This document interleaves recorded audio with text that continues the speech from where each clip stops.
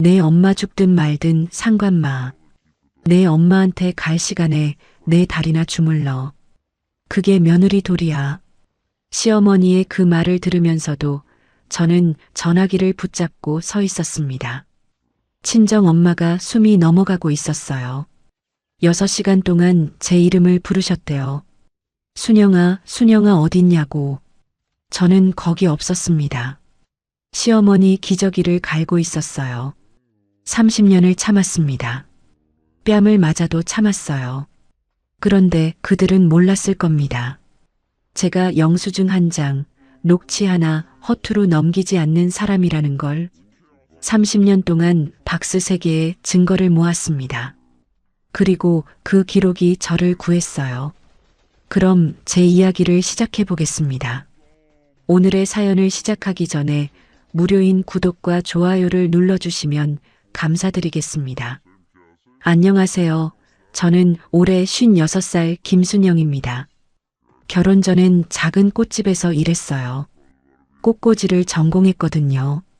그런데 이상하게 꽃보다 장부 정리가 더 재밌었습니다.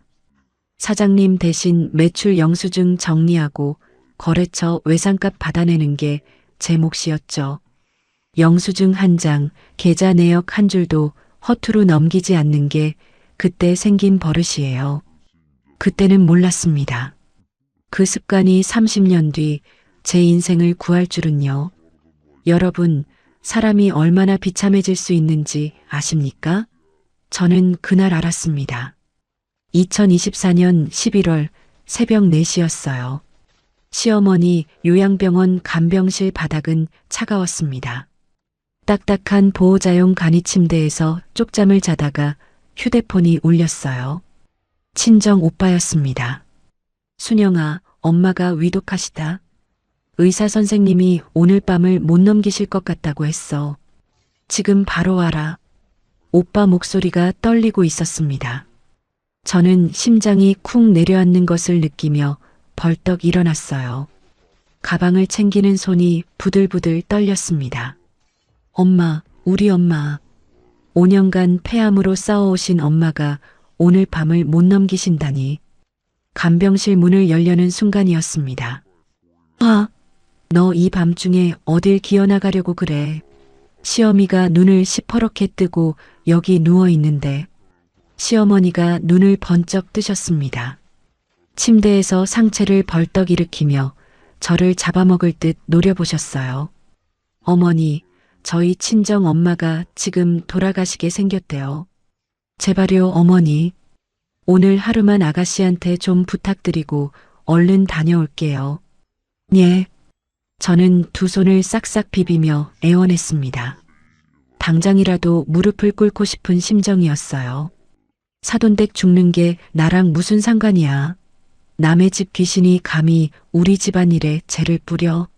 내가 지금 아파서 사느냐 죽느냐 하는 건 안 보여? 며느리가 돼서 시어미를 내팽개치고 어딜 가겠다는 거야. 시어머니가 빽소리를 지르며 이불을 걷어차셨습니다. 여러분, 제 마음이 어땠겠습니까? 친정 엄마가 숨이 넘어가는데 시어머니는 남의 집 귀신이라며 악담을 퍼부으셨어요. 저는 급히 시누이 미경에게 전화를 걸었습니다.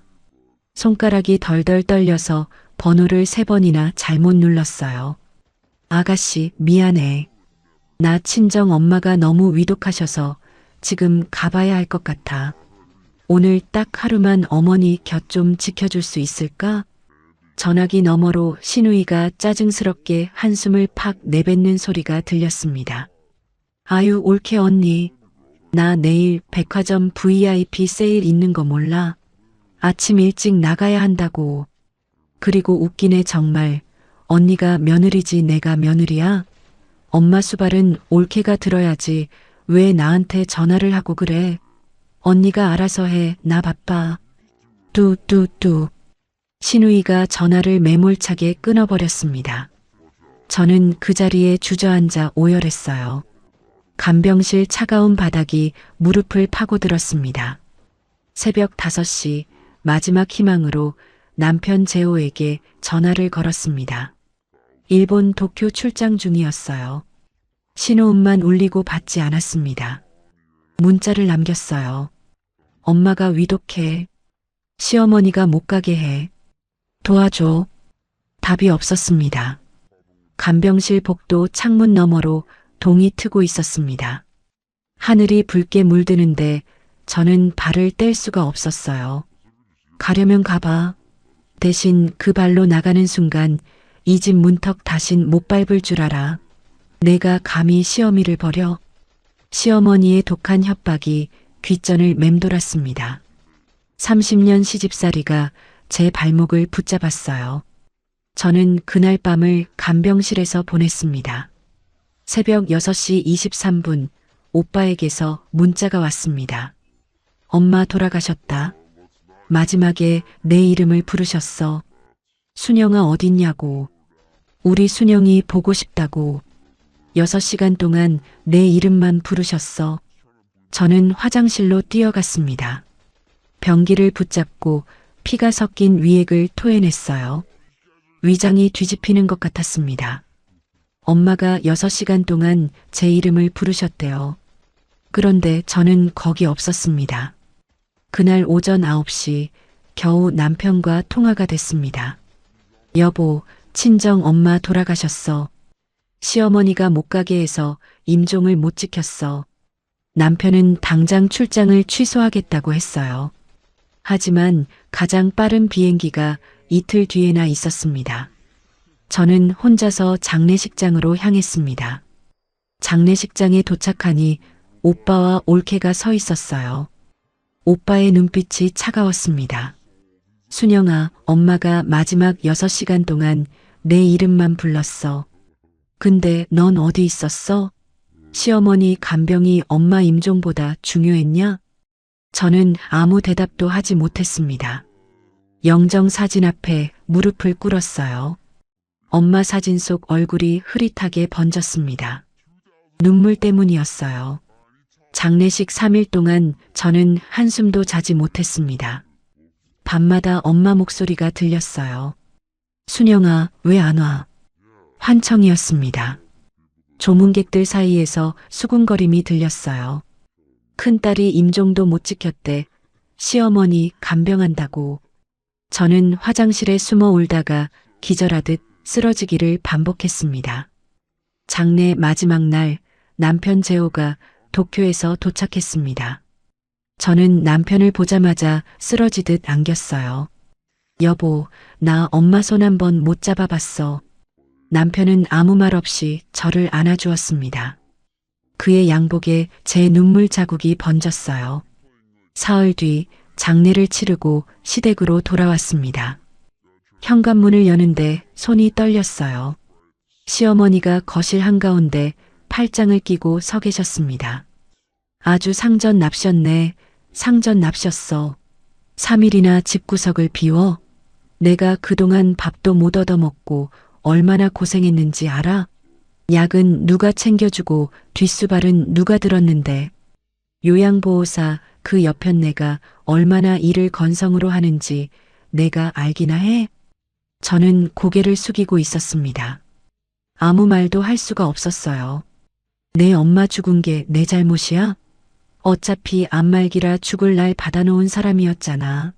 늦게 갔으나 일찍 갔으나 어차피 죽는 건 똑같은 거 아니야? 왜 나한테 성질이야, 성질이. 그 순간 머릿속이 하얘졌습니다. 똑같다고요? 엄마가 6시간 동안 제 이름을 부르셨는데 똑같다고요? 찰싹? 그때 시어머니의 손바닥이 제 뺨을 때렸습니다. 찰싹 하는 소리가 현관에 울렸어요. 이년 봐라. 눈을 왜 그렇게 떠. 내년이 시어미 병간호는 팽개치고 죽은 내 엄마한테 가서 실컷 효녀 노릇하고 왔어. 시어미한테는 불효하는 년이 어디서 효녀 행세야. 두 번째 손이 날아왔습니다. 저는 신발장에 머리를 부딪히며 쓰러졌어요. 코에서 피가 흘러내렸습니다. 차가운 현관 바닥에 제 피가 뚝뚝 떨어졌어요. 바로 그 순간 현관문이 열렸습니다. 남편 재호가 서류 가방을 들고 들어섰어요. 회사에서 조퇴하고 저를 데리러 온 거였습니다. 남편의 눈이 저를 훑었습니다. 바닥에 쓰러진 저, 부어오른 제 뺨, 코에서 흐르는 피, 그리고 손을 치켜든 시어머니. 남편의 얼굴이 굳어졌어요. 30년 결혼 생활 동안 한 번도 본 적 없는 눈빛이었습니다. 어머니, 지금 제 마누라한테 뭐 하시는 겁니까? 남편이 낮은 목소리로 물었습니다. 서류 가방을 바닥에 내려놓는 손이 부르르 떨리고 있었어요. 재호야, 너 잘 왔다? 내 마누라가 3일이나 날 버려두고 갔잖아. 내가 좀 가르치느라고 때린 게 뭐가 잘못이야? 원래 며느리는 맞으면서 배우는 거야. 내 아버지도 늘 그렇게 말씀하셨어. 시어머니가 당당하게 대답하셨습니다. 여러분, 사람이 어떻게 저럴 수 있나요? 남편이 깊은 한숨을 내쉬었습니다. 그리고 천천히 입을 열었어요. 오늘부로 어머니랑 인연 끊겠습니다. 저 이제 더 이상 어머니 아들 아닙니다. 앞으로 죽든 살든 혼자서 잘 살아보세요. 30년 전 호주제가 있던 시절이었다면 호적에서 판다고 표현했을 그 무게의 말이었습니다. 저는 바닥에 쓰러진 채로 귀를 의심했어요. 뭐라고? 재호야, 너 지금 뭐라 그랬어? 내가 어떻게 엄마한테 이럴 수 있어? 내가 널 어떻게 키웠는데? 시어머니가 비명을 지르며 남편의 팔을 붙잡았습니다. 남편이 그 손을 거칠게 뿌리쳤어요. 그리고 바닥에 쓰러진 저를 일으켜 세웠습니다. 남편의 손이 따뜻했어요. 시어머니가 뒤로 물러나다 거실 소파에 쓰러지셨습니다. 심장이 너무 아파. 나 죽는다, 이놈아. 119 불러라. 시어머니가 가슴을 움켜쥐고 의식을 잃었습니다. 남편이 119에 전화를 걸었어요. 저는 악몽 같은 그 광경 속에서 남편의 뒷모습을 멍하니 바라보았습니다. 코에서 흐르는 피가 입술로 스며들었습니다. 짠맛이 났어요. 그 맛을 저는 평생 잊지 못할 겁니다. 시어머니가 실려간 병원 응급실 대기실은 형광등 불빛이 차갑게 내리쬐고 있었습니다. 저는 딱딱한 플라스틱 의자에 앉아 부어오른 뺨에 얼음찜질을 하고 있었어요. 코피는 멎었지만 왼쪽 얼굴이 퉁퉁 부어올라서 눈이 반쯤 감겼습니다. 얼음 주머니에 실린 감촉이 뺨을 파고들었어요. 여러분, 저는 그 응급실 의자에 앉아서 30년 전을 떠올렸습니다. 제가 왜 이 지경이 됐는지 처음부터 되짚어봤어요. 26에 시집왔습니다. 전문대에서 꽃꽂이를 전공하고 작은 꽃집에서 일하던 저를 남편 재호가 좋아해줬어요. 그런데 시집 온 첫날 시어머니는 저를 위아래로 훑어보셨습니다. 우리 재호는 서울대 나온 귀한 아들이야. 내가 복받은 거 알아? 전문대 나온 주제에. 그때부터였습니다. 저는 부족한 며느리가 됐어요. 신혼 첫 달부터 시어머니는 매주 주말 우리 집에 오셨습니다. 청소 상태를 점검하러요. 장롱 위에 손가락을 문질러 먼지가 묻으면 손가락을 제 눈앞에 들이미셨어요. 이게 살림이야? 내가 재호 혼자 살 때 일주일에 2번은 와서 청소해줬는데 꽃이나 만지던 애가 살림을 알겠어? 여러분, 그 손가락 끝에 묻은 먼지가 아직도 눈에 선합니다. 결혼 3개월 만에 저는 위염 진단을 받았어요. 밥만 먹으면 속이 쓰렸습니다. 결혼 5년 차에 딸 서연이를 낳았습니다. 분만실에서 나오는데 시어머니가 복도에 서 계셨어요. 딸이네. 왜 아들을 못 낳아? 재호 집안대 누가 이어? 산후조리원 대신 시댁에서 조리하라고 하셨습니다. 산후 7일 만에 시아버지 제사상을 차렸어요. 전 1마리, 동태전, 육전, 나물 5가지. 부엌에서 기름 냄새를 맡으며 전을 부치다가 눈앞이 캄캄해졌습니다. 정신을 차려보니 기름 묻은 부엌 바닥에 쓰러져 있었어요. 요즘 젊은 것들은 왜 이리 약해? 내가 애 셋 낳고 바로 논에 나갔어. 시어머니가 혀를 차셨습니다. 저는 그날 자궁출혈로 병원에 다시 실려갔어요. 의사 선생님이 고개를 저으셨습니다. 산모가 너무 무리했습니다. 자칫하면 큰일 날 뻔했어요. 그런데 시어머니는 병문안 오셔서 뭐라고 하셨는지 아십니까? 그래서 제사상은 누가 치워? 재호가 혼자 다 했어. 여러분, 제 마음이 어땠겠습니까? 자궁에서 피가 쏟아지는데 시어머니는 제사상 걱정을 하셨어요.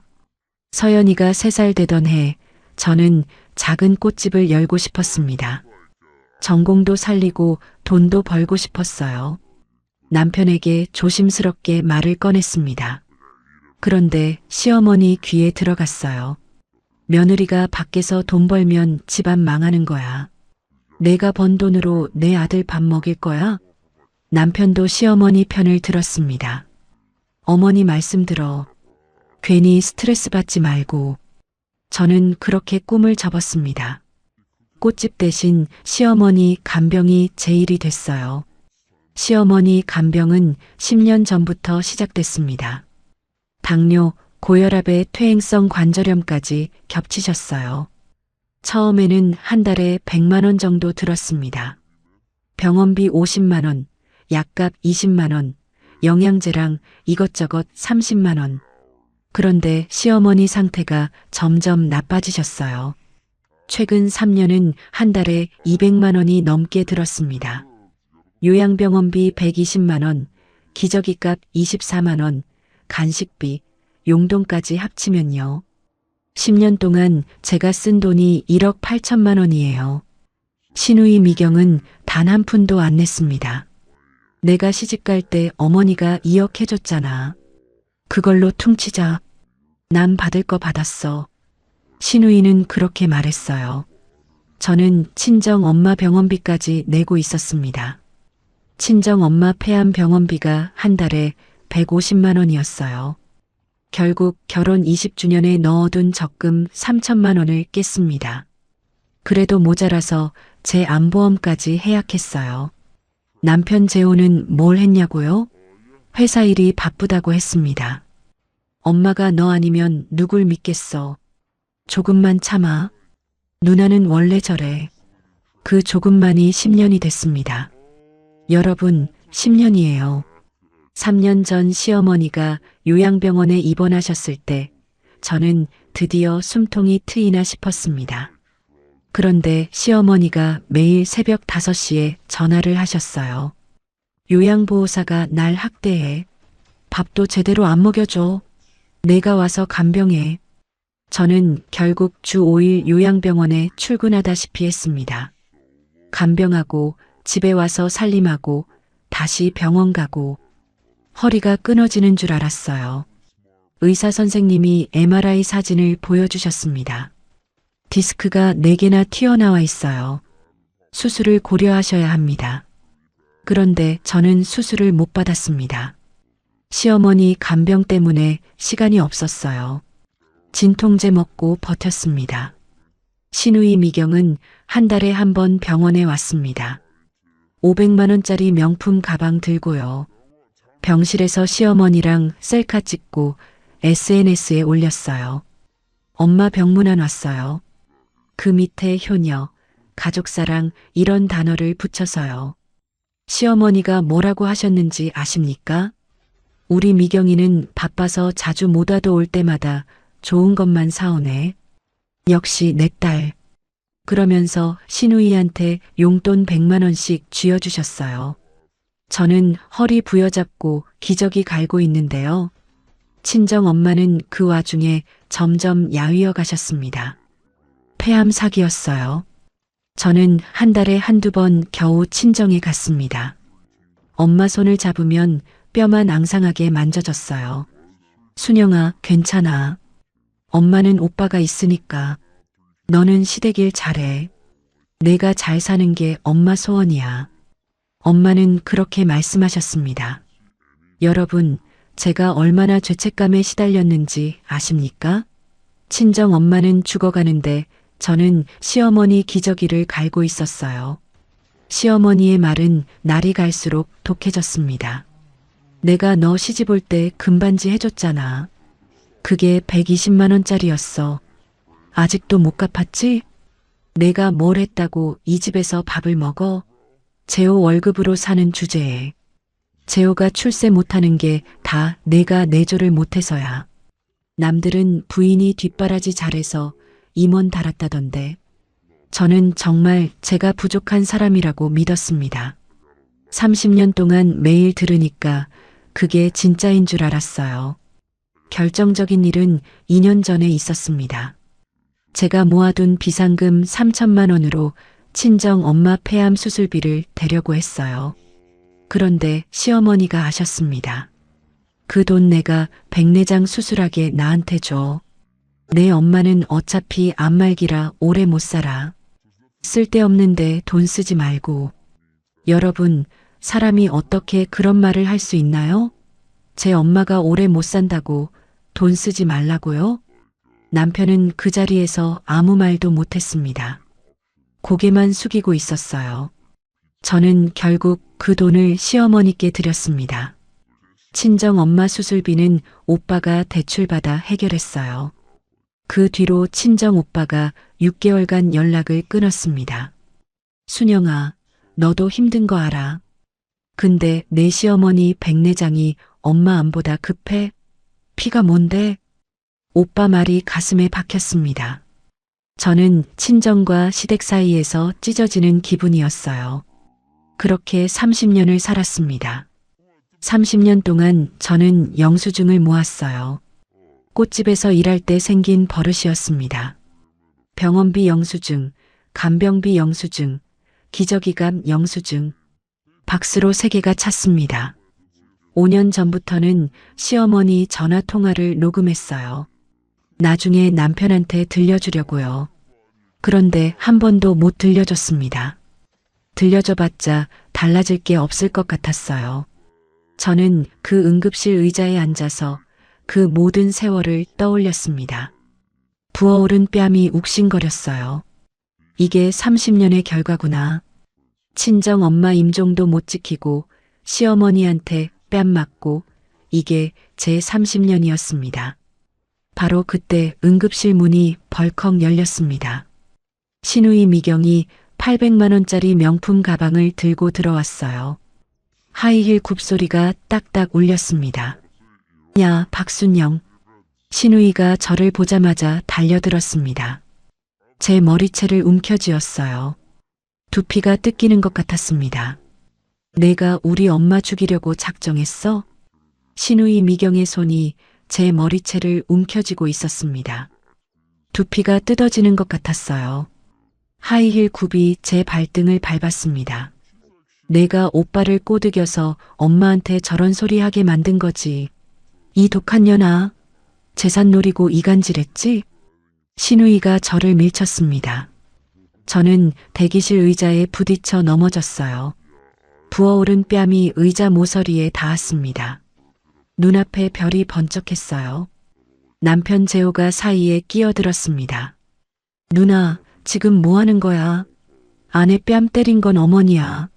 누나가 봤어야 했어. 신우이가 남편을 밀쳤습니다. 남편이 휘청거렸어요. 뺨 좀 맞았으면 어때? 며느리가 시어미한테 맞을 수도 있는 거지. 내가 어릴 때 엄마한테 얼마나 맞았는데. 응급실 의료진이 달려왔습니다. 경비원까지 출동하는 소란이 벌어졌어요. 신우이는 경비원에게 붙잡히면서도 소리쳤습니다. 이거 끝 아니야. 법적으로 갈 거야. 신우이가 시어머니 병실로 들어갔습니다. 저는 찢어진 블라우스 단추를 붙잡고 대기실 의자에 주저앉았어요. 손이 부들부들 떨렸습니다. 다음 날 아침 시어머니가 퇴원하셨습니다. 담당 의사 선생님이 말씀하셨어요. 스트레스성 실신이었습니다. 심장은 81세 치고 아주 건강하세요. 협심증도 없고 부정맥도 없습니다. 시어머니는 휠체어에 앉아 병원 복도에서 저를 노려보셨습니다. 낮은 목소리로 말씀하셨어요. 내가 이 치욕을 내년한테 반드시 갚아줄 거야. 두고 봐라. 시어머니는 신우이 집으로 가셨습니다. 신우이 남편은 사업가였어요. 강남에 40평 아파트를 갖고 있었습니다. 신우이가 시어머니를 부축하며 차에 태웠어요. 엄마, 우리 집에서 지내면서 전현한테 복수하자. 내가 법무사 알아볼게. 저는 그 뒷모습을 멍하니 바라봤습니다. 복수라니. 제가 뭘 잘못했다고 복수를 한다는 건지. 일주일 뒤였습니다. 동네 슈퍼에 장을 보러 갔어요. 배추 한 포기 집어들었는데 갑자기 주변이 조용해졌습니다. 사람들이 저를 쳐다보고 있었어요. 수군거리는 소리가 들렸습니다. 평소 친하게 지내던 옆집 아주머니가 다가왔습니다. 순영 씨, 시어머니가 동네방네 소문 내고 다니던데. 무슨 소문이요? 며느리가 바람 피우다 걸려서 시어머니가 혼냈더니 아들을 꼬드겨서 부모를 버리게 했다고. 심지어 시어머니 통장에서 돈도 빼돌렸다고. 저는 손에 들고 있던 배추를 떨어뜨렸습니다. 다리에 힘이 풀려서 진열대를 붙잡았어요. 바람을 피웠다고요? 돈을 빼돌렸다고요? 여러분, 제가 30년 동안 한 짓이 뭔지 아십니까? 시어머니 기저귀 갈고 병원비 내고 욕먹으면서 간병한 게 전부예요. 그런데 제가 바람 피우고 돈 빼돌린 년이 됐습니다. 그날 저녁 아파트 부녀의 단체 대화방에 글이 올라왔습니다. 남편이 휴대폰을 보여줬어요. 백삼동 박순영 씨 아시죠? 시어머니 돈 빼돌리고 남편 꼬드겨서 시어머니 버리게 한 사람이래요. 댓글이 줄줄이 달렸습니다. 헐 충격, 저런 사람이 우리 아파트에 얼굴에 철판을 깔았네. 저는 손이 떨려서 휴대폰을 놓쳤습니다. 바닥에 떨어진 휴대폰 화면에 댓글이 계속 올라오고 있었어요. 시어머니는 친척들에게도 전화를 돌리셨습니다. 남편 사촌 형, 고모, 이모까지 전화가 왔어요. 재호야, 네가 부모한테 그럴 수 있냐? 그 며느리 무슨 여우 같은 년이래? 시어머니 재산 노리고 이간질했다며? 큰 고모는 직접 우리 집에 찾아왔습니다. 현관문을 열자마자 남편 멱살을 잡았어요. 내 애비 산소에 면목이 있어서 이러는 거야. 당장 어머니한테 사과하고 모셔와. 안 그러면 제사 때 오지 마. 남편은 아무 말도 못했습니다. 큰 고모가 나간 뒤 소파에 털썩 주저앉았어요. 손으로 얼굴을 감싸고 한숨을 내쉬었습니다. 신우이 미경은 SNS에 글을 올렸습니다. 저는 SNS를 안 하지만 딸 서연이가 보여줬어요. 오빠가 엄마를 버렸습니다. 올케가 재산 노리고 이간질했습니다. 제 엄마는 충격으로 쓰러져 입원 중입니다. 정의로운 분들의 공유 부탁드립니다.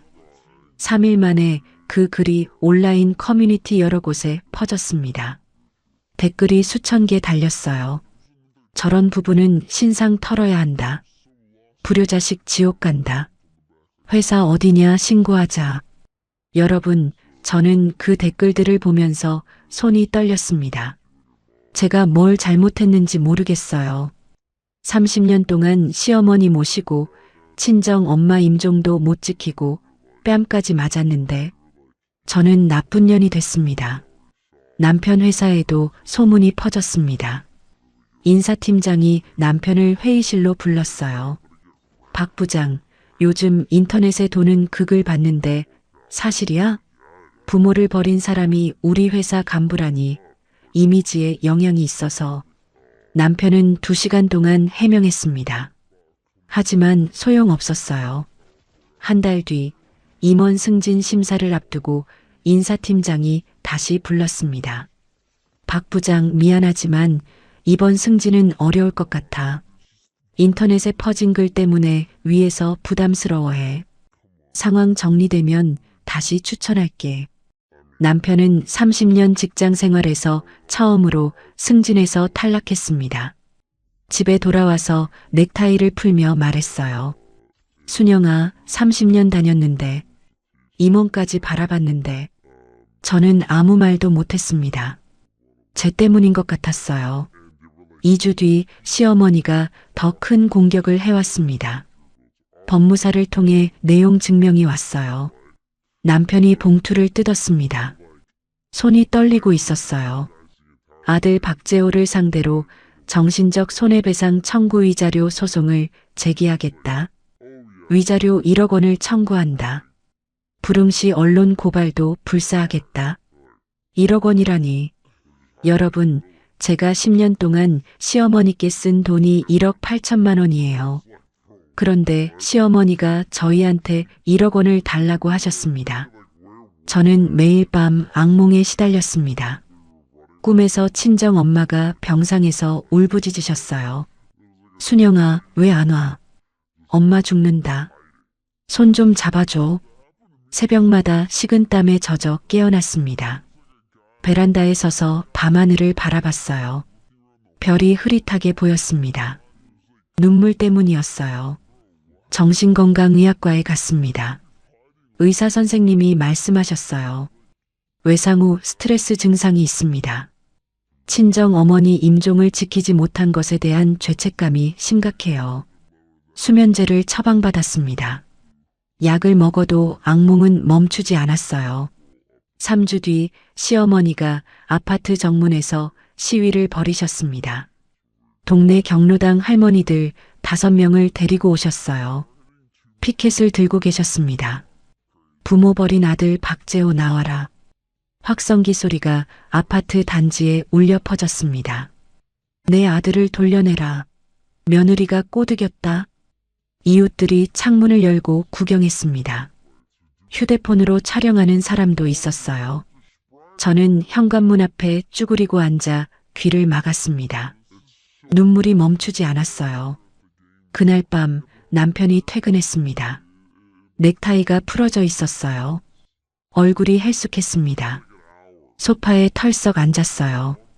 순영아, 미안해. 내가 30년간 눈을 감고 살았어. 이게 다 내 잘못이야. 저는 참았던 울음이 터졌습니다. 나도 이제 못 버티겠어. 친정 엄마 임종도 못 지켰는데 이렇게까지 당해야 해? 나 뭘 잘못한 거야? 남편이 아무 말 없이 저를 안아주었습니다. 남편 셔츠에 제 눈물이 번졌어요. 바로 그때 현관 초인종이 울렸습니다. 남편이 일어나서 문을 열었어요.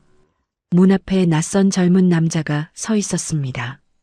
검은 정장에 가죽 서류 가방을 들고 있었어요. 이모부, 저 준혁이에요.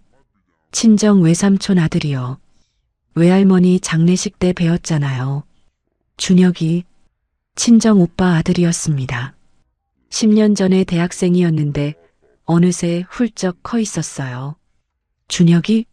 김준혁이? 내가 왜 이 시간에 여기? 준혁이가 서류 봉투를 들어 보였습니다. 이모, 외할머니 유언 전하러 왔습니다.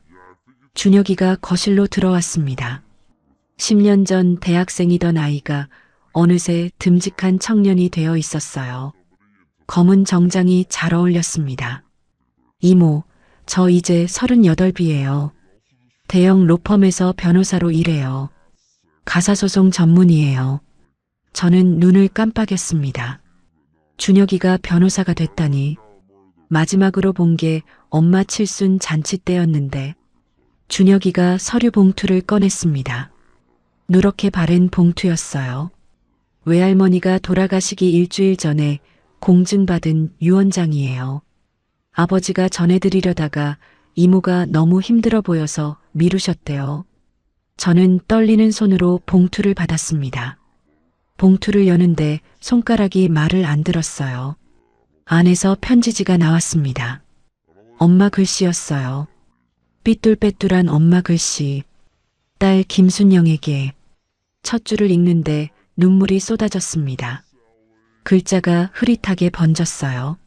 내가 시집살이 하느라 고생한 거 다 알아. 미안하다. 엄마가 모아둔 신노년역 인근 상가 1개와 예금 8천만 원을 내게 남긴다. 이제 내 인생을 살아라. 저는 편지를 붙잡고 오열했습니다. 엄마가 저한테 상가를 남기셨대요. 저는 임종도 못 지켰는데 6시간 동안 제 이름을 부르셨는데 저는 거기 없었는데 편지 뒷면에 글이 더 있었습니다. 준혁이한테 부탁해뒀어. 내가 힘들 때 꼭 도와주라고. 엄마 장례식 날 준혁이가 약속했단다. 우리 순영이 지켜주겠다고 준혁이가 말했습니다. 이모, 외할머니가 마지막에 제 손을 잡고 말씀하셨어요. 순영이 꼭 지켜라. 그의 시집살이가 얼마나 힘든지 모른다라고요. 저 이거 무료로 할 거예요. 시어머니 소송 제가 다 맡을게요. 여러분, 제 마음이 어땠겠습니까? 엄마는 돌아가시면서도 저 걱정을 하셨어요. 저는 임종도 못 지켰는데 엄마는 저를 지켜주려고 하셨어요. 준혁이가 상가에 대해 설명했습니다. 이 상가는 외할머니가 2012년에 2억 5천만 원에 사신 거예요. 신논현역 이면도로에 있는 12평짜리 상가인데 지금은 시가 6억 정도 되고요. 커피숍이 들어와서 월세 280만 원씩 들어오고 있어요. 월세 280만 원. 저는 귀를 의심했습니다. 엄마가 12년 동안 이걸 준비하셨던 거예요. 한 번도 말씀 안 하시고 남편 재호가 말했습니다. 우리끼리 해결하자. 변호사까지 쓰면 일이 커지잖아. 준혁이가 고개를 저었습니다. 이모부 시어머니 쪽에서 먼저 내용 증명 보냈잖아요. 1억 원 위자료 청구요. 이미 일은 커질 대로 커졌어요. 우리가 선제적으로 대응해야 해요. 남편이 한숨을 쉬었습니다. 한참을 고민하더니 고개를 끄덕였어요. 준혁이가 저를 바라봤습니다. 이모, 혹시 시어머니한테 드린 돈 기록 같은 거 있어요? 영수증이나 계좌이체 내역, 뭐든 좋아요. 저는 벌떡 일어났습니다. 창고로 갔어요. 먼지 쌓인 박스 3개를 끌어냈습니다. 꽃집에서 일할 때 생긴 버릇이었어요. 영수증은 무조건 모아두는 거. 10년치 영수증이 박스에 빼곡히 들어 있었습니다. 병원비 영수증, 간병비 영수증, 기저귀값 영수증, 약값 영수증, 계좌이체 내역서, 카드 명세서, 그리고 USB 하나. 이건 뭐예요?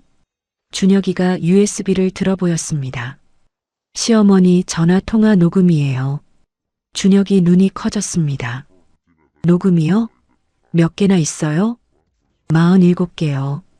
5년 전부터 녹음했어요.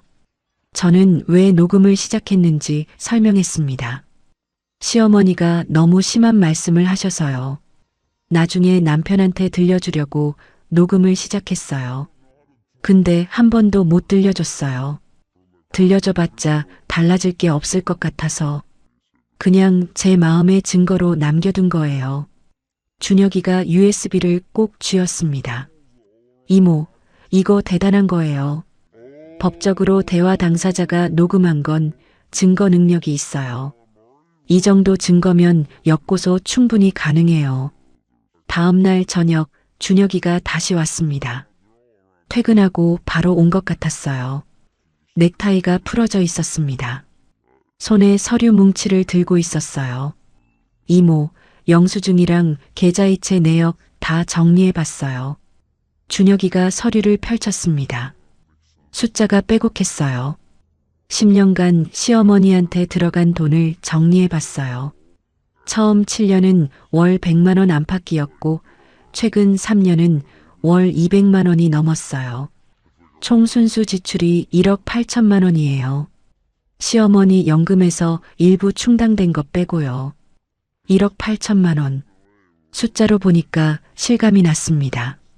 기저귀 한 팩에 2만 원, 일주일에 3팩, 한 달이면 기저귀 값만 24만 원, 요양병원비 월 120만 원, 약가, 간식비, 용돈.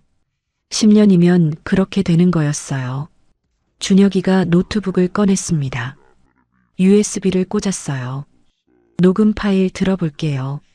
스피커에서 시어머니 목소리가 흘러나왔습니다. 3년 전 통화였어요. 내 재산으로 간병받는 거니까 내 엄마 죽든 말든 상관마. 내 엄마한테 갈 시간에 내 다리나 주물러. 그게 며느리 도리야. 남편 재호의 얼굴이 창백해졌습니다. 손이 부르르 떨리고 있었어요. 어머니가 정말 이런 말씀을 하셨어? 내가 30년 동안 뭘 본 거지. 준혁이가 다른 파일을 재생했습니다. 내가 뭘 했다고 이 집에서 밥을 먹어? 재호 월급은 내 아들 거야. 내가 뭔 권리로 써? 아들은 내 거야. 내가 뭔데 끼어들어? 47개 녹음 파일에 시어머니의 목소리가 담겨 있었습니다. 5년 동안 제가 들은 말들이었어요. 저는 그 목소리를 들으며 입술을 깨물었습니다. 피가 났어요. 준혁이가 말했습니다. 이모, 이건 정서적 학대의 명백한 증거예요. 이 정도면 법정에서 충분히 싸울 수 있어요. 일주일 뒤 준혁이가 법률 전략을 들고 왔습니다. A사 용지에 빼곡하게 정리되어 있었어요. 첫째, 시어머니의 폭행에 대한 형사고소. 현관 CCTV에 시어머니가 이모 뺨 때리는 장면 찍혀 있잖아요. 둘째, 신우이의 SNS 허위사실 유포에 대한 명예훼손 고소. 바람 피웠다. 돈 빼돌렸다. 다 거짓말이잖아요. 셋째, 10년간 지출한 간병비에 대한 부당이득, 반환 청구 민사소송. 준혁이가 저를 바라봤습니다. 이모, 이제 당한 만큼 돌려받을 때 됐어요. 30년간 참은 거 이제 끝이에요. 남편 재호가 한참 동안 침묵했습니다. 그러다 입을 열었어요. 내가 30년 동안 눈 감은 죄가 이렇게 큰 줄 몰랐어. 순영이가 이렇게 기록을 남겨야 했을 만큼 힘들었던 거구나. 남편이 제 손을 잡았습니다. 손이 따뜻했어요. 순영아, 내가 앞장설게. 어머니한테 더 이상 당하지 말자. 이건 내가 해야 할 싸움이야.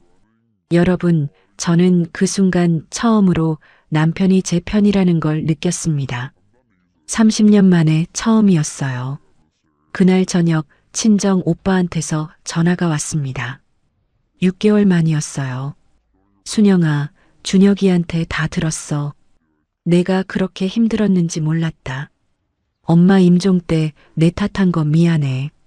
엄마 유언도 이제야 전하게 돼서 미안해. 저는 전화기를 붙잡고 한참을 울었습니다. 오빠가 미안하다고 했어요. 6개월 동안 연락 안 한 오빠가 밤에 혼자 엄마 편지를 다시 읽었습니다. 순영아, 내가 시집 가던 날 엄마가 얼마나 울었는지 아니? 우리 순영이 고생할까봐. 그런데 엄마 생각대로였구나. 미안하다.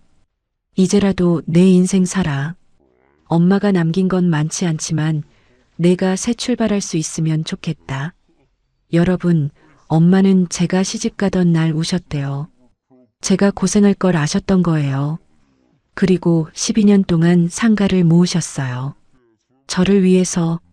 며칠 뒤 저는 엄마가 남긴 상가를 보러 갔습니다. 신논현역에서 5분 거리 이면도로에 있었어요. 12평짜리 작은 상가였습니다. 커피숍이 들어와 있었어요. 커피숍 사장님이 저를 알아보셨습니다. 혹시 김 여사님 따님이세요? 네, 맞아요. 2012년부터 어머니가 월세 받으셨어요. 좋은 분이셨는데 월세 밀린 적 한 번도 없이 잘 내드렸어요. 저는 상가 앞에서 한참을 서 있었습니다. 엄마가 12년 동안 월세 받으신 곳이었어요. 저는 한 번도 몰랐습니다. 엄마는 한 번도 말씀 안 하셨어요. 그날 밤 저는 30년 만에 처음으로 푹 잤습니다. 꿈에서 엄마가 웃고 계셨어요. 순영아, 잘 싸워. 엄마가 하늘에서 응원할게. 이제 내 인생 살아. 아침에 눈을 떴을 때 베개가 눈물에 젖어 있었습니다. 하지만 가슴 한켠에 묵직한 결의가 자리 잡고 있었어요. 이제 싸울 준비가 됐습니다. 2025년 1월 준혁이가 시어머니 폭행 고소장을 서울 강남경찰서에 접수했습니다. 저는 경찰서 복도에 앉아 다리를 떨었어요. 심장이 쿵쾅거렸습니다. 경찰 조사에서 시어머니는 뻔뻔하게 말씀하셨습니다. 며느리가 먼저 덤볐어요. 내가 자기 방어를 한 거예요. 내가 81세 노인인데 어떻게 때리겠어요? 저는 입술을 깨물었습니다. 먼저 덤볐다니요. 저는 고개 숙이고 서 있었을 뿐이에요. 그런데 준혁이가 USB를 꺼냈습니다. 현관 CCTV 영상이었어요. 경찰관님, 이거 보시죠. 영상이 재생됐습니다. 화면 속에서 시어머니가 제 뺨을 때렸어요. 한 번, 두 번. 저는 신발장에 머리를 부딪히며 쓰러졌습니다. 코에서 피가 흘러내렸어요. 경찰관이 영상을 멈췄습니다. 시어머니 얼굴이 하얗게 질렸어요. 피고소인 영상 보셨죠? 피해자가 먼저 덤빈 장면이 어디 있습니까? 시어머니는 아무 말도 못하셨습니다. 입술만 달싹거렸어요. 경찰은 시어머니를 폭행 혐의로 검찰에 보냈습니다. 같은 달 신우이 미경의 SNS 게시물에 대한 명예훼손 고소도 접수됐습니다. 신우이는 조사실에서 당당하게 말했어요. 사실을 적었을 뿐이에요. 올케가 오빠를 꼬드긴 건 맞잖아요. 준혁이가 물었습니다. 바람 피웠다는 주장의 근거가 뭡니까? 재산을 빼돌렸다는 증거가 어디 있습니까? 신우이는 아무것도 내놓지 못했습니다. 손가락만 만지작거렸어요. 검찰은 신우이를 허위사실 적시 명예훼손 혐의로 기소했습니다. 2월 초 지상파 시사 프로그램에서 연락이 왔습니다. PD라는 분이 전화를 하셨어요. 김순영 씨 사연 들었습니다. 며느리의 30년 희생, 시어머니의 배은망덕이라는 제목으로 취재하고 싶은데요. 저는 전화기를 붙잡고 망설였습니다. 얼굴 나가면 어떡해요? 더 욕먹지 않을까요? 준혁이가 제 손을 잡았습니다. 이모, 여론전에서 이겨야 해요. 시어머니 쪽이 먼저 소문을 퍼뜨렸잖아요. 우리도 진실을 알려야 해요. 이대로 당하고만 있을 거예요? 저는 이를 악물었습니다. 더 이상 당하고만 있을 수 없었어요. 방송 촬영 전날 밤 저는 잠을 못 잤습니다. 30년간의 영수증과 녹취 파일을 정리했어요. 박스 3개 분량의 자료를 연도별로 나눴습니다. 핵심 녹취 10개를 골랐어요. 새벽 4시 거울에 비친 제 얼굴을 봤습니다. 주름이 깊었어요. 눈 밑에 다크서클이 내려앉아 있었습니다. 이게 30년의 결과구나. 방송 당일 저는 모자이크 처리 없이 얼굴을 공개하기로 했습니다. 떨리는 손으로 마이크를 잡았어요. 저는 30년간 시어머니를 모셨습니다. 10년간 간병비로 1억 8천만 원을 썼어요. 그런데 친정 엄마 임종날 시어머니는 저를 못 가게 막으셨습니다. PD가 녹취 파일을 재생했습니다. 스튜디오에 시어머니 목소리가 울려 퍼졌어요. 내 엄마 죽든 말든 상관마. 내 엄마한테 갈 시간에 내 다리나 주물러. MC가 입을 벌렸습니다. 패널들이 고개를 저었어요. 스튜디오가 조용해졌습니다. 방송이 나간 뒤 세상이 뒤집어졌습니다. 포털 사이트 실시간 검색어 1위에 시어머니 막말 녹취가 올랐어요. 기사 조회수가 24시간 만에 500만을 돌파했습니다. 댓글이 쏟아졌어요. 저 며느리 성녀 아니냐? 시어머니 인간이 아니다. 신우이는 뭐야? 효녀인 척하면서. 여러분, 그 댓글들을 보면서 저는 울었습니다. 세상이 제 편을 들어줬어요. 30년 만에 처음이었습니다. 신우이 미경의 SNS에는 비난 댓글이 쏟아졌습니다. 효녀인 척하면서 올케한테 다 떠넘긴 거냐? 명품백 사진 지워라.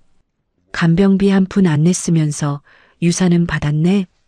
신우이는 결국 SNS 계정을 삭제했습니다. 새 계정도 안 만들었어요. 3월 간병비 부당이득 반환 청구 민사소송 1차 변론이 열렸습니다. 서울가정법원이었어요. 저는 법정 앞에서 다리가 떨렸습니다. 남편이 제 손을 잡았어요. 괜찮아. 우리가 이길 거야. 법정에 들어갔습니다. 시어머니가 휠체어에 앉아 계셨어요. 저를 노려보셨습니다. 그 눈빛에 저는 움찔했어요. 하지만 이를 악물었습니다. 준혁이가 증거를 제출했습니다. 재판장님, 원고는 피고를 위해 총 1억 8천만 원을 지출했습니다. 10년간의 영수증과 계좌이체 내역이 여기 있습니다. 피고 측 다른 자녀인 박미경은 단 한 푼도 부담하지 않았습니다. 오히려 피고로부터 사전 증여만 받았습니다. 재판장이 시어머니 측 변호사를 바라봤습니다.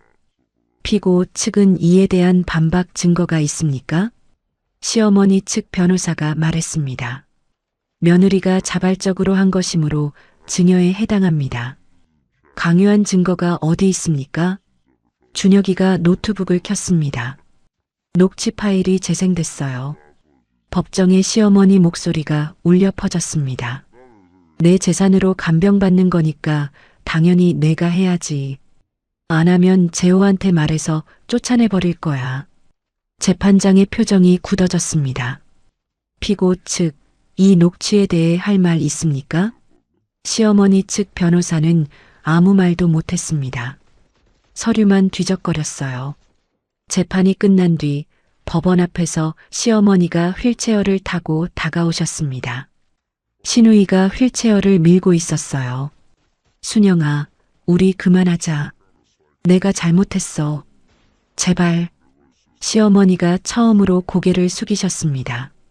30년 만에 처음 듣는 사과였어요. 저는 가슴이 찡했습니다. 그런데 시어머니가 말을 이으셨어요. 그러니까 고소 취하하고 재판 그만두자. 그럼 내 재산 좀 나눠줄게. 5천만 원 줄게. 저는 눈을 깜빡였습니다.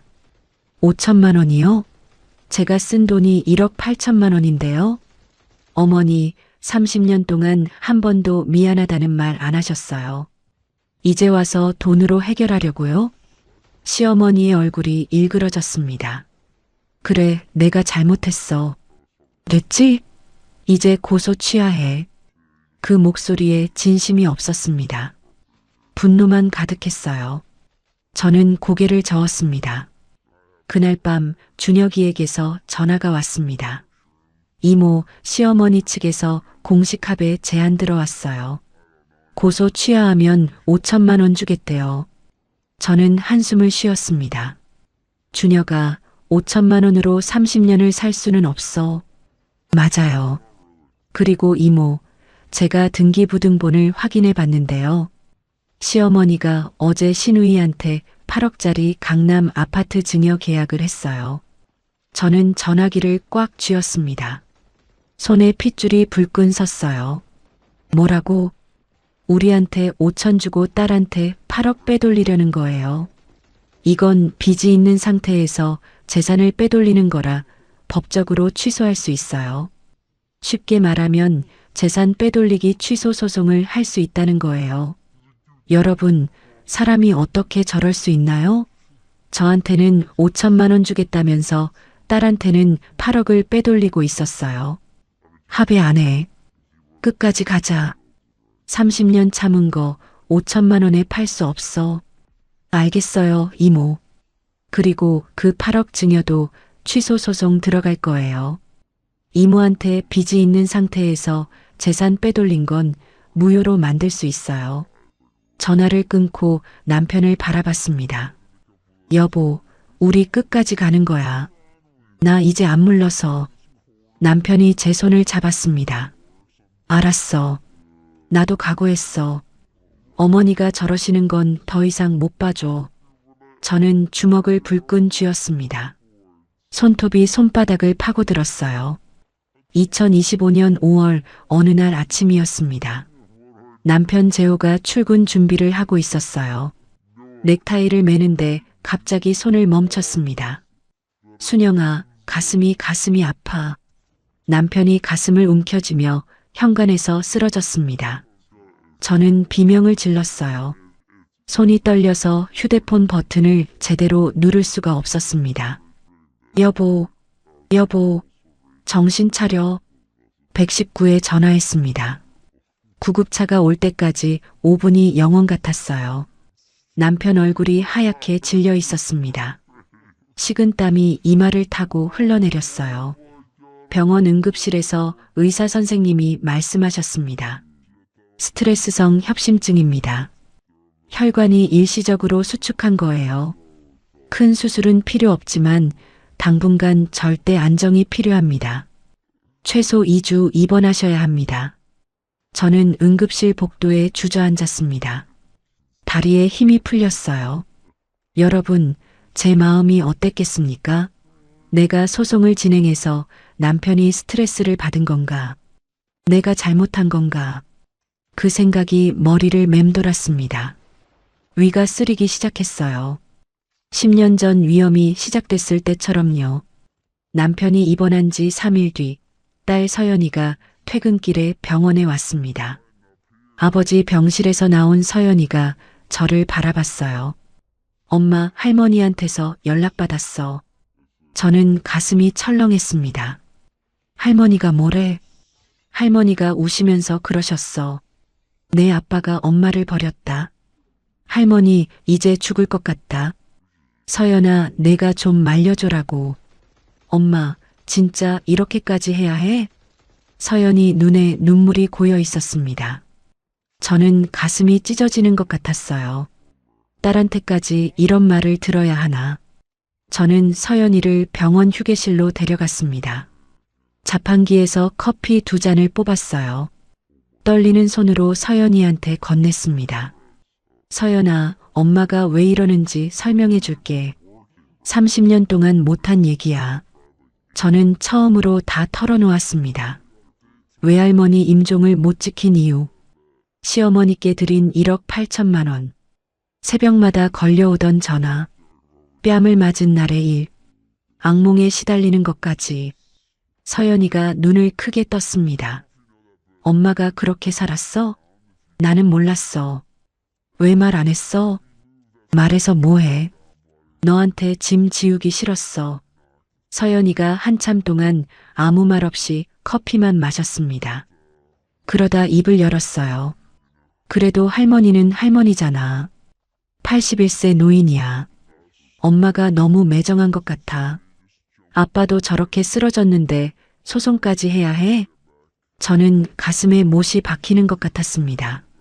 서연아, 30년 동안 참았어. 더 이상은 못 참아. 서연이는 고개를 저었습니다. 커피컵을 테이블에 내려놓고 병원을 나갔어요. 뒷모습이 흔들렸습니다. 일주일 뒤 시어머니가 서연이를 따로 만났다는 걸 알게 됐습니다. 강남의 고급 한정식 집이었대요. 1인분에 8만 원짜리. 엄마, 할머니가 엄마 욕은 안 하고 그냥 많이 우셨어. 나보고 아빠 좀 설득해달라고. 할머니가 내 손을 잡고 서연아, 할머니 편 좀 들어줘라고 하셨어. 서연이가 미안한 표정을 지었습니다. 저는 치가 떨렸어요. 시어머니가 손녀까지 이용하고 있었습니다. 하지만 서연이한테 화를 낼 수는 없었어요. 서연이는 몰랐으니까요. 남편은 병원에서 퇴원한 뒤에도 회복이 더뎠습니다. 계단만 올라도 숨이 찼어요. 밤마다 식은땀을 흘렸습니다. 베개가 젖어서 매일 베갯니들 빨아야 했어요. 회사에서 전화가 왔습니다. 인사팀장이었어요. 박 부장, 상황이 어려우면 명예퇴직 고려해보는 게 어떻겠나? 회사도 사정이 있어서. 남편이 전화를 끊고 소파에 털썩 주저앉았습니다.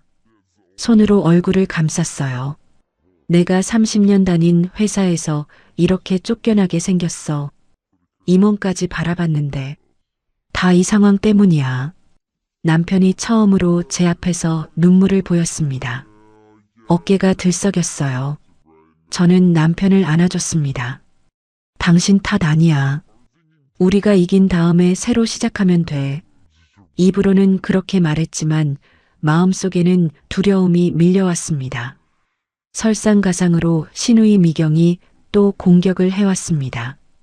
남편 사업체 명의로 된 블로그에 글을 올렸어요. 제목이 이랬습니다. 형부 박재호의 실체, 회사 돈 횡령 의혹, 내부 고발자 제보. 남편 회사 인사팀에서 전화가 왔습니다. 박 부장, 이런 글이 돌아다니는데 사실인가요? 감사팀에서 확인 요청이 들어왔습니다. 남편 얼굴이 하얗게 질렸습니다. 손이 부르르 떨렸어요. 횡령이요? 말도 안 되는 소리예요. 저는 30년간 격리 서류 한 장 건드린 적 없어요. 저는 준혁이에게 전화했습니다. 준혁아, 이것도 고소할 수 있어? 이건 사실이 아니야. 남편이 횡령한 적 없어. 당연하죠. 이건 허위사실 유포로 명예훼손에 해당돼요. 추가 고소 들어갈게요. 준혁이가 잠시 말을 멈췄습니다. 이모, 솔직히 말씀드릴게요. 신우이 측에서 장기전으로 가려는 것 같아요. 이모네 지치게 만들려는 전략이에요. 버티셔야 해요. 6월의 어느 날 서연이가 퇴근 후 집에 왔습니다. 휴대폰을 내밀었어요. 엄마, 나 할머니 편 들 거 아니야. 근데 할머니가 보내준 동영상 좀 봐줘. 나도 어떻게 해야 할지 모르겠어. 영상을 재생했습니다. 요양병원 침대에 누운 시어머니가 카메라를 바라보고 있었어요. 눈물을 흘리고 계셨습니다. 서연아, 할머니가 잘못했어. 근데 이대로 죽으면 눈을 못 감아. 아빠한테 한 번만 용서해달라고 해줘. 할머니 소원이야. 저는 화면을 바라봤습니다. 시어머니가 우셨어요. 이게 연기인지 진심인지 분간할 수가 없었습니다. 30년을 같이 살았는데도요. 그날 밤 남편과 침대에 나란히 누웠습니다. 천장을 바라보며 남편이 말했어요. 순영아, 솔직히 서연이 보니까 마음이 흔들려. 어머니가 저렇게 우시는데 내가 너무 매정한 건가? 저는 한숨을 쉬었습니다. 여보, 나도 사람이야. 흔들려. 근데 30년 동안 당한 게 저 눈물 한 방에 지워지는 건 아니잖아. 내가 못 지킨 엄마 임종은 어떡해. 우리는 한동안 말없이 천장만 바라봤습니다. 시계 초침 소리만 똑딱거렸어요. 다음 날 아침 준혁이에게서 전화가 왔습니다. 목소리가 급했어요. 이모, 상황이 생겼어요. 시어머니가 요양병원에서 단식을 선언했대요. 3일째 밥을 안 드신다고 병원에서 연락이 왔어요. 저는 가슴이 철렁했습니다. 단식이요? 네. 그리고 벌써 인터넷에 며느리 고소에 시달리던 80대 노인 단식 투쟁이라는 기사가 떴어요. 누가 제보한 것 같아요. 저는 휴대폰으로 기사를 검색했습니다. 댓글이 수백 개 달려 있었어요. 저 며느리가 사람을 죽이려고 하네. 80대 노인이 얼마나 힘들었으면. 효도도 모르는 인간들. 방송 이후 우리 편이었던 여론이 다시 흔들리고 있었습니다. 저는 눈앞이 캄캄해졌어요. 그날 저녁 서연이에게서 전화가 왔습니다. 울먹이는 목소리였어요. 엄마, 할머니 기사 봤어. 할머니가 밥을 안 드신대. 엄마가 밀어붙여서 그런 거 아니야? 할머니 돌아가시면 어떡해. 저는 아무 말도 못했습니다. 전화기를 붙잡은 손이 떨렸어요. 준혁이에게 다시 전화했습니다. 어떻게 해야 해? 시어머니가 정말 돌아가시면 어떡해? 이모, 침착하세요. 병원에서 영양주사 놓고 있대요. 의료진이 관리하고 있어요. 그리고 솔직히 말씀드리면 이것도 여론전의 일부일 가능성이 높아요. 우리가 흔들리면 안 돼요. 저는 전화를 끊고 베란다에 섰습니다. 밤하늘에 별이 떠 있었어요. 엄마가 계신 하늘이었습니다. 엄마, 나 어떡해? 이게 맞는 거야? 대답은 없었습니다. 바람만 불어왔어요. 저는 그날 밤 한숨도 못 잤습니다. 2025년 7월, 저는 준혁이와 함께 기자회견을 열기로 했습니다. 준혁이가 말했어요. 이모, 지금 여론이 다시 기울고 있어요. 시어머니 단식 기사 때문에 며느리가 너무 심했다는 댓글이 달리고 있어요. 우리가 가진 모든 증거를 공개해야 해요. 지금 아니면 기회 없어요. 저는 떨리는 손으로 30년간 모은 자료들을 정리했습니다. 영수증 박스 3개, 녹취 파일 47개. 제 인생의 증거들이었어요. 기자회견 전날 밤 저는 잠을 못 잤습니다. 녹취 파일을 하나하나 다시 들었어요. 시어머니 목소리가 스피커에서 흘러나왔습니다. 내 엄마 죽든 말든 상관마. 내가 뭘 했다고 이 집에서 밥을 먹어? 아들은 내 거야. 내가 뭔데 끼어들어? 5년 동안 47번의 통화를 녹음했습니다. 그때마다 왜 녹음했는지 기억이 떠올랐어요. 너무 억울해서 나중에 남편한테 들려주려고. 근데 한 번도 못 들려줬습니다. 새벽 4시 거울을 봤습니다. 눈이 충혈되어 있었어요. 저는 다짐했습니다. 이 싸움을 반드시 끝내겠다고. 기자회견 당일 프레스센터 회견장에 기자들이 50명 넘게 모였습니다. 카메라 플래시가 터졌어요. 저는 마이크 앞에 섰습니다. 손이 떨렸어요. 다리도 떨렸습니다. 하지만 이를 악물었어요. 저는 30년간 시어머니를 모셨습니다. 오늘 그 30년의 기록을 공개하겠습니다. 준혁이가 녹취 파일을 재생했습니다. 첫 번째 녹취가 흘러나왔어요. 내 엄마 죽든 말든 상관마. 내 엄마한테 갈 시간에 내 다리나 주물러. 회견장이 술렁였습니다. 기자들이 펜을 멈췄어요. 두 번째 녹취. 내 재산으로 간병받는 거니까 당연히 내가 해야지. 안 하면 재호한테 말해서 쫓아내버릴 거야. 세 번째 녹취. 아들은 내 거야. 내가 뭔데 끼어들어? 네 번째 녹취. 맞으면서 배우는 게 며느리야. 10개의 녹취가 차례로 재생됐습니다. 회견장이 조용해졌어요. 카메라 셔터 소리만 딸깍거렸습니다.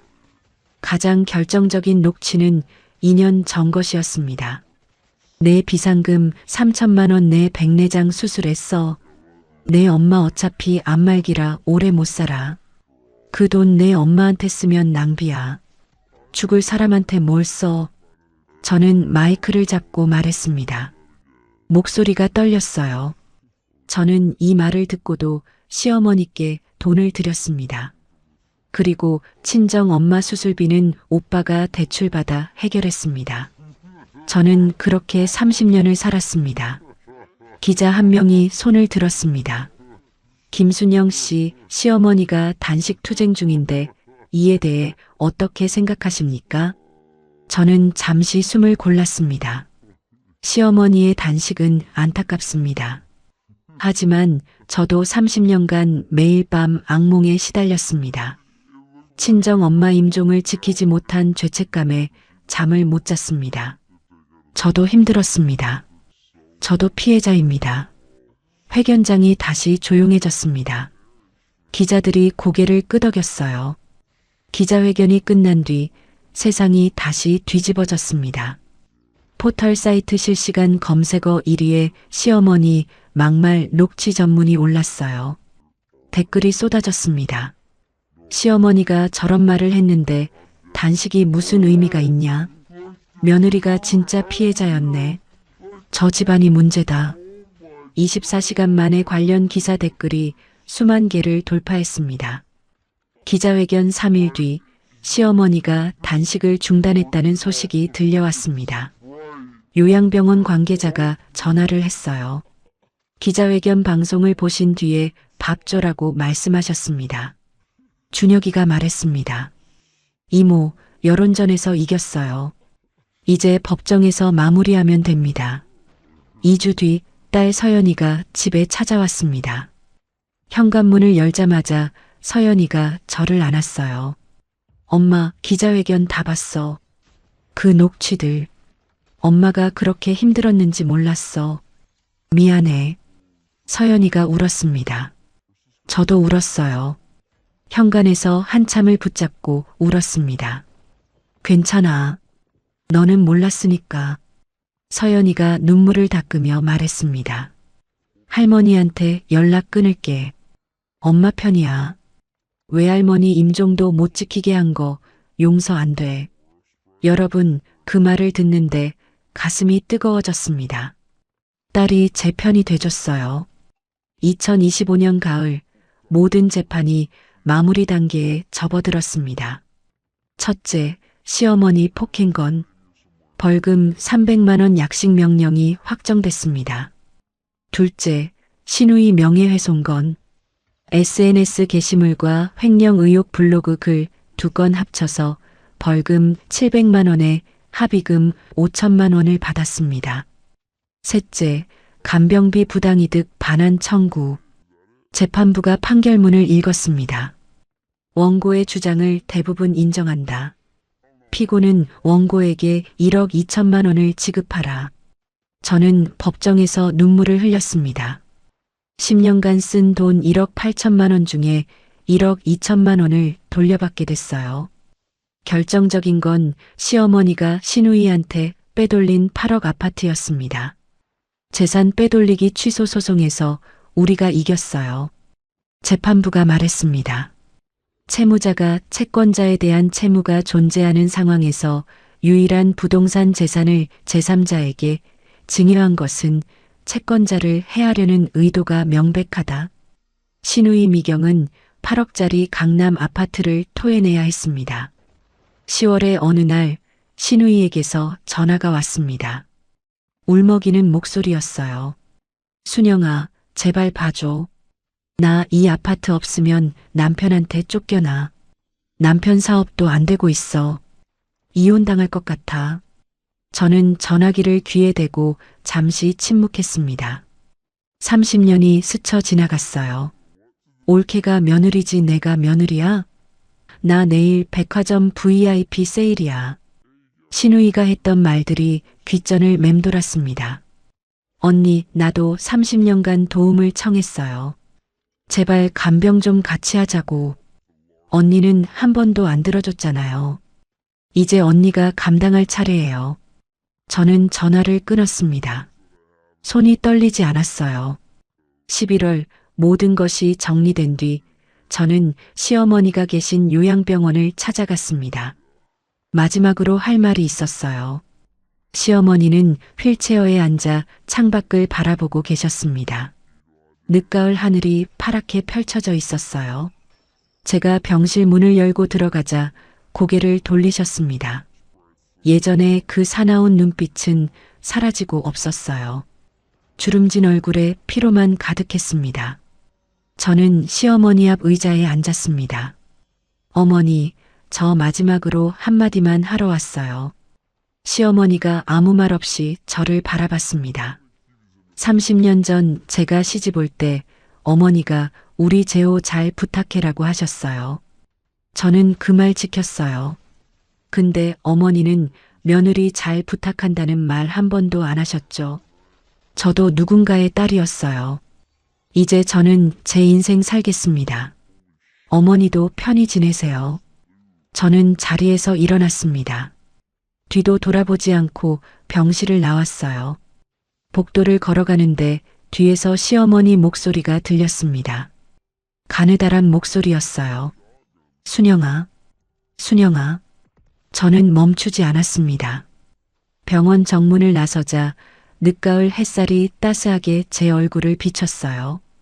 병원 앞 벤치에 잠시 앉았습니다. 하늘을 올려다봤어요. 구름 사이로 햇살이 비쳤습니다. 마치 엄마가 웃고 계신 것 같았어요. 엄마, 나 이겼어. 이제 내 인생 살게. 저는 작게 속삭였습니다. 30년 만에 처음으로 어깨에서 짐이 내려가는 것을 느꼈어요. 남편 재호는 그 후에 말했습니다. 명절마다 요양병원에 과일 바구니 정도는 보내자. 완전히 버리는 건 나도 마음이 편치 않아. 하지만 직접 가지는 않을 거야. 저는 고개를 끄덕였습니다. 그 정도의 거리두기가 현실적이라고 생각했어요. 완전한 단절도 예전처럼 매달리는 것도 아닌 그 중간 어딘가 2025년 12월 친정 엄마가 물려주신 신논현역 상가에서 월세 280만 원이 통장에 들어왔습니다. 저는 통장을 바라보며 엄마 편지를 떠올렸어요. 이제 내 인생을 살아라. 소송에서 받아낸 합의금과 판결금을 합치니 총 1억 7천만 원이 넘었습니다. 신우이한테 받은 합의금 5천만 원, 간병비 반환 판결금 1억 2천만 원, 30년 동안 흘린 눈물의 값이었어요. 남편 재호는 12월 말에 회사에서 명예퇴직을 했습니다. 30년간 다닌 회사였어요. 퇴직금으로 1억 8천만 원을 받았습니다. 30년 직장 생활 마지막이 이렇게 될 줄 몰랐어. 남편이 쓴웃음을 지었습니다. 그러다 제 손을 잡았어요. 근데 이상하게 후련해. 이제 새로 시작하면 되지 뭐. 2026년 2월 우리 부부는 제주도로 내려갔습니다. 퇴직금, 상가 수익, 판결금, 그간 모아둔 저축을 합쳐서 서귀포시에 있는 오래된 펜션을 샀어요. 4억 5천만 원이었습니다. 바다가 보이는 언덕 위에 자리 잡은 객실 4개짜리 작은 펜션이었어요. 지붕이 낡고 벽에 금이 가 있었습니다. 리모델링이 필요했어요. 하지만 저는 처음으로 내 것이라고 부를 수 있는 공간을 갖게 됐습니다. 30년 만에요. 펜션 리모델링을 하는 동안 남편이 직접 페인트를 칠했습니다. 서울에서 양복만 입던 사람이 작업복을 입고 땀을 흘렸어요. 페인트가 얼굴에 튀어서 얼룩덜룩했습니다. 여보, 당신 그런 거 할 줄 알았어? 나도 몰랐어. 30년 동안 회사에서 숫자만 만지다 보니까. 근데 손으로 뭔가 만드니까 좋다. 남편이 웃었습니다. 30년 결혼 생활 동안 처음 보는 표정이었어요. 편안한 표정. 딸 서연이는 주말마다 제주도로 내려왔습니다. 객실 청소를 도와줬어요. 어느 날 서연이가 걸레질을 하다가 말했습니다. 엄마, 나 엄마처럼 참기만 하는 사람 안 될 거야. 대신 엄마처럼 기록은 남길게. 영수증이든 녹취든. 그게 증거가 되더라. 저는 쓴웃음을 지었습니다. 너는 그런 기록 안 남겨도 되는 삶을 살아. 서연이가 고개를 저었어요. 아니야. 엄마가 가르쳐 준 거야. 억울하면 기록하라고. 시어머니는 요양병원에서 지내고 계십니다. 소송에서 지신 뒤 재산 대부분을 잃으셨어요. 시누이 미경은 8억 아파트를 토해낸 뒤 남편에게 이혼당했습니다. 경기도 외곽에 보증금 500만 원, 월세 45만 원짜리 원룸으로 이사했대요. 한 달에 한 번 시어머니 면회를 간다고 들었습니다. 하지만 예전처럼 용돈을 드릴 형편이 안 된대요. 여러분, 제가 통쾌하냐고요? 솔직히 말씀드릴게요. 통쾌하지 않았습니다. 그냥 허무했어요. 30년이 그렇게 끝났구나. 그 생각뿐이었습니다. 2026년 5월 펜션 개업식을 했습니다. 바다가 보이는 현관 앞에 서서 손님들을 맞이했어요. 친정 오빠 가족이 왔습니다. 조카 준혁이도 왔어요. 딸 서연이도 왔습니다. 준혁이가 꽃다발을 건넸어요. 이모, 외할머니가 하늘에서 보고 계실 거예요. 이모가 드디어 이모 인생 사는 거. 외할머니 소원이었잖아요. 저는 꽃다발을 받아들었습니다. 눈물이 났어요. 국화꽃 향기가 코끝을 찔렀습니다. 엄마가 좋아하시던 꽃이었어요. 개업식 피로연에서 남편이 일어났습니다. 손님들 앞에서 말했어요. 오늘 제가 한마디만 하겠습니다. 남편이 저를 바라봤습니다. 저는 30년간 아내 순영이가 고생하는 걸 보면서도 외면했습니다. 어머니니까 참아야지. 그 말 뒤에 숨었습니다. 아내가 뺨 맞는 걸 보고서야 눈을 떴습니다. 늦었지만 남은 인생은 아내만 바라보며 살겠습니다. 서연이가 박수를 쳤습니다. 다른 손님들도 따라 박수를 보냈어요. 저는 눈물을 훔치며 말했습니다. 여보, 30년 늦었어. 근데 안 늦은 것보다 나아. 손님들이 웃음을 터뜨렸습니다. 오랜만에 따뜻한 저녁이었어요. 그날 밤 펜션 테라스에 혼자 앉았습니다. 제주 바다 위에 별이 떠 있었어요. 파도 소리가 찰랑거렸습니다. 엄마 편지 마지막 문장이 떠올랐습니다. 이제 내 인생을 살아라. 엄마, 나 이제 내 인생 살게. 늦어서 미안해. 사랑해. 저는 하늘을 향해 작게 속삭였습니다. 별이 반짝였어요. 엄마가 대답해 주시는 것 같았습니다. 돌이켜보면 제 30년은 참는 것이 미덕이다. 며느리는 그래야 한다라고 배운 세대의 전형이었습니다. 시어머니가 욕을 해도 참았어요. 뺨을 맞아도 참았어요. 친정 엄마 임종도 못 지키면서 참았습니다. 그 참음이 저를 병들게 했어요. 허리에 디스크 4개가 튀어나왔습니다. 위염은 만성이 됐어요. 그리고 가장 소중한 친정 엄마의 마지막을 놓쳤습니다. 여러분, 저는 이제 알았어요. 가족은 피가 아니라 서로를 존중하고 아파해주는 사람들이라는 것을. 효도는 일방적인 희생이 아니라 서로에 대한 배려라는 것을. 30년이 걸렸지만 이제야 깨달았습니다. 제주도 펜션 이름은 순영이네 쉼터로 지었습니다. 가끔 비슷한 사연을 가진 손님들이 찾아와요. 시집살이에 지친 며느리들, 자식한테 버림받은 노인들. 저는 테라스에 함께 앉아 제 이야기를 들려줍니다. 참는 것만이 효도가 아닙니다. 당신의 인생도 소중합니다. 어느 맑은 날 아침 펜션 정원에서 남편과 나란히 앉았습니다. 바다가 파랗게 펼쳐져 있었어요. 갈매기가 울었습니다. 남편이 제 손을 잡았습니다. 손이 거칠어져 있었어요. 페인트 칠하고 못질하느라 굳은 살이 박혔습니다. 순영아, 우리 이제 행복하자. 30년 미룬 거 이제 다 하자. 그래, 이제 시작이야. 저는 웃었습니다. 30년 만에 처음으로 마음 편히 웃었어요. 여러분, 참는 것이 답이 아닐 때도 있습니다. 이제 당신의 인생을 사세요. 늦지 않았습니다. 여러분, 30년 세월이 흐르고 나서야 깨달았습니다. 피를 나눴다고 다 가족이 아니라는 것을요. 진짜 가족은 내 아픔에 같이 울어주고 내 헌신을 알아주는 사람이라는 걸 이제야 알았습니다. 지금 제 창고에는 영수증 박스 3개가 아직 있어요. 버리지 않았습니다. 가끔 그 박스를 바라보며 다짐합니다. 다시는 남을 위해 나를 잃어버리지 않겠다고요. 여러분도 저처럼 바보같이 참기만 하지 마세요. 억울할 땐 기록하고 나 자신을 가장 먼저 아끼는 법을 배우셔야 합니다. 영수증 한 장이 당신을 구할 수 있어요. 혹시 지금 이 순간에도 혼자 소갈이하며 눈물 짓는 분이 계신다면 제 이야기가 작은 위로와 용기가 되었기를 진심으로 바랍니다. 이야기를 끝까지 들어주신 분이 계시다면 어디서 듣고 있는지 댓글 하나만 남겨주세요. 감사합니다.